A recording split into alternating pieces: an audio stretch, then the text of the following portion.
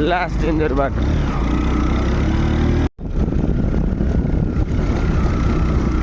यो भिर चिन्नुभयो हजुरहरूले? प्रेम गीतमा हिरो हाम फालेर मरेको यहीँबाट नपत्याएको र प्रदीप खड्कालाई सोध्दा हुन्छ। मलाई उसैले भनेको होइन त सुमित? यहीँबाट हाम फालेर मरेको। अहिले खोज्न गयो भने डेड बडी त्यति भेटिन्छ होला। हाम फाले आठ नभए हाम पछाडि लाग्दैन।